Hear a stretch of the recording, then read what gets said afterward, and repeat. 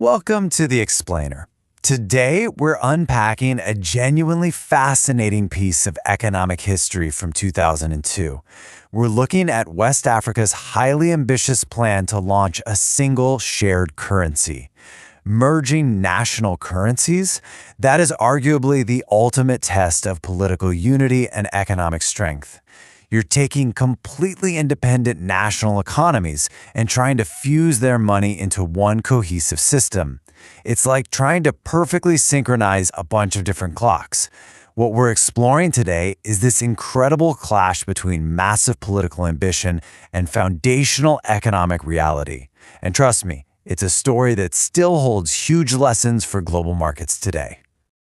To really understand how this monumental shift was planned, we're pulling our insights straight from a comprehensive analysis by Dr. Mike I. Obadan. This was published back in December 2002 by the Central Bank of Nigeria Digital Commons. This document, it's basically a historical time capsule. It perfectly captures that raw, driving optimism of the era, while also laying out the incredibly daunting technical hurdles these nations were about to face. So, our roadmap for today is pretty straightforward. We'll start with the West African dream, move into the exchange rate spectrum, look at the European blueprint, explore designing the WAMZ mechanism, and wrap up with a daunting challenge ahead. Let's get right into it. Section 1. The West African Dream. Let's look at the bold economic vision that kicked off this whole transition at the dawn of the millennium. It begs a monumental question. How exactly do sovereign countries, each with their own central banks, wildly varying inflation rates, and distinct local economies, actually merge their financial identities into one? You can't just flip a switch overnight, right? That would cause massive economic shockwaves. Changing a national currency fundamentally alters the daily lives of millions of people. It affects everything from the cost of bread at your local market all the way up to massive international trade agreements. Because of that, there absolutely has to be a transition period.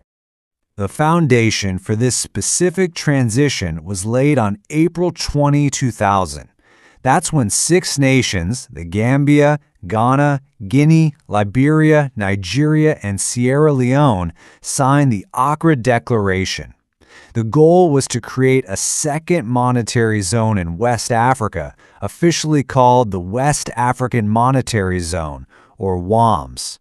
The ultimate prize at the end of all this, a common monetary and exchange rate policy completely bound together by a single shared currency. But what's really wild here is the timeline.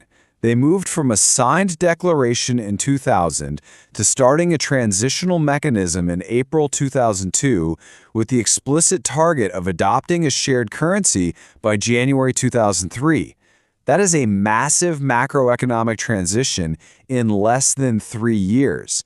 It's a breathtakingly fast schedule for such a heavy lift, requiring just an unprecedented level of coordination.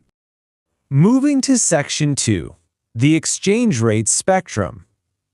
To understand how they even planned to hit that aggressive 2003 deadline, we need to cut through the economic jargon and look at the actual tools they had available.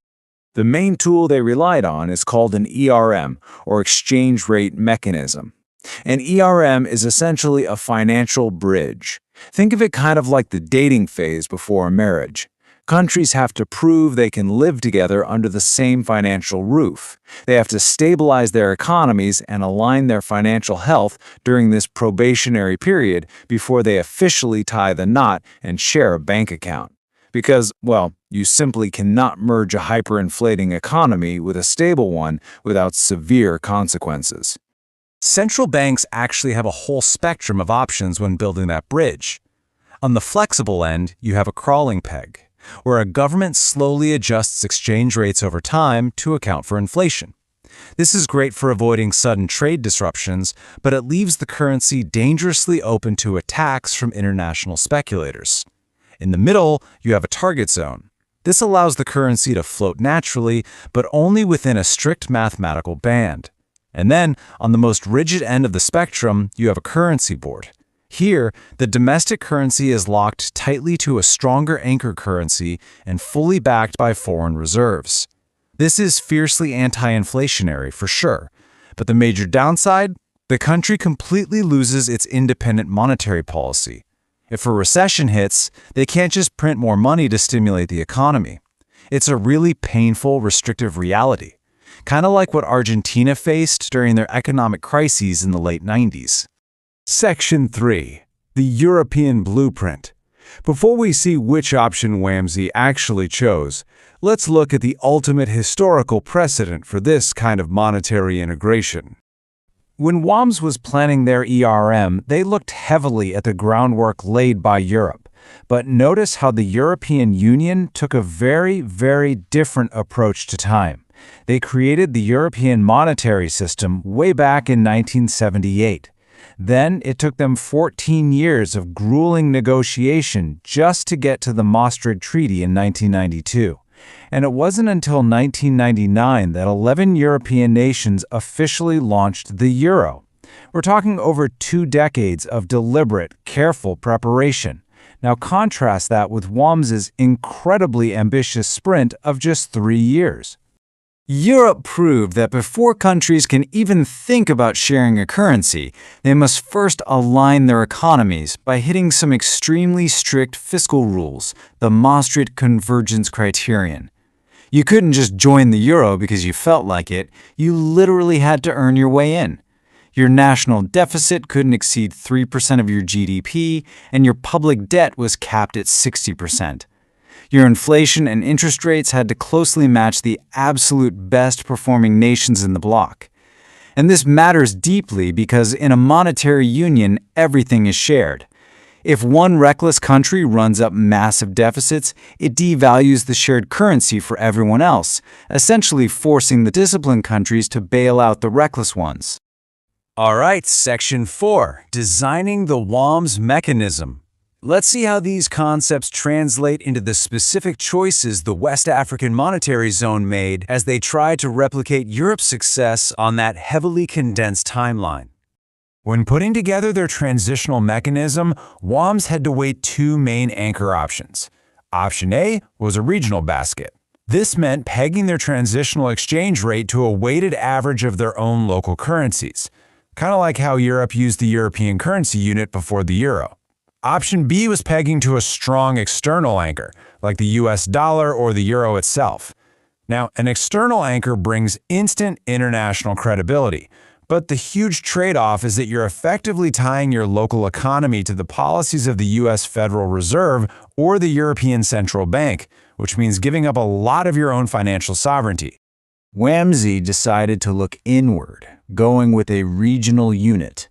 They created their own specific internal basket called the Zoku. To give you a sense of how this played out mathematically, as of January 2001, the Nigerian Naira made up over 75% of the Zoku's weight. So, one Zoku contained exactly 82.93 Nigerian Naira, alongside much smaller fixed amounts of the Ghanaian Cedi, Guinea franc, Gambian Dalasi, and Sierra Leone Leone. Because of this, the Zoku's health was inherently tied straight to the Nigerian economy, creating a really massive imbalance of power and influence right out of the gate. Now, remember that target zone we talked about earlier? WAMZ set up their ERM around this ZOCU with a fluctuation band of a massive plus or minus 15%. To put that into perspective, Europe's initial margins were a super tight 2.25%. By using a 15% band, WAMZ was giving these nations enormous breathing room. But think about what a 15% swing actually means for a local business trying to import goods. It literally means the cost of your inventory could swing up or down by 15% in just a matter of weeks. That creates an incredibly volatile environment for everyday commerce. Which brings us to Section 5, a daunting challenge ahead. Because as Dr. Obatan's analysis makes crystal clear, designing the elegant math on paper was one thing, but actually implementing it in reality was a whole different story. Unlike the highly developed economies of the European Union, the six WAMZ nations were dealing with incredibly harsh macroeconomic realities throughout the 1990s. We're talking about huge economic disparities, a massive giant like Nigeria next to a much smaller nation like the Gambia. They also suffered from low levels of financial deepening. Basically, their banking systems weren't fully developed, accessible, or entirely trusted by the wider population. You add high interest rates, severely low external reserves to defend their currencies, and cripplingly high inflation to the mix, and you've got a very tough environment. Dr. O'Bandon doesn't sugarcoat this at all. He notes that, considering the heterogeneous nature of the member countries, meeting those convergence criteria would be a daunting challenge. He recognized that it would take absolute, unbending political will to push through the severe fiscal and structural reforms required. Transitioning from this fragile ERM to a robust common currency, it was never, ever going to be easy. And that brings us to our final thought. When you look at these massive, deeply entrenched economic hurdles, the inflation, the lack of reserves, the wildly varying economic sizes, and you compare that to the incredibly rushed 2003 deadline, you really have to ask yourself a bigger question. Does sheer political will have the power to override foundational economic realities? I mean, if it took Europe over 20 years to align highly developed economies, can a region facing severe instability force a single currency into existence in just 3? It's a profound question about ambition versus economic gravity. And honestly, it's a puzzle that developing regions all over the world are still trying to solve today. Thanks for joining me for this explainer, and I'll see you next time.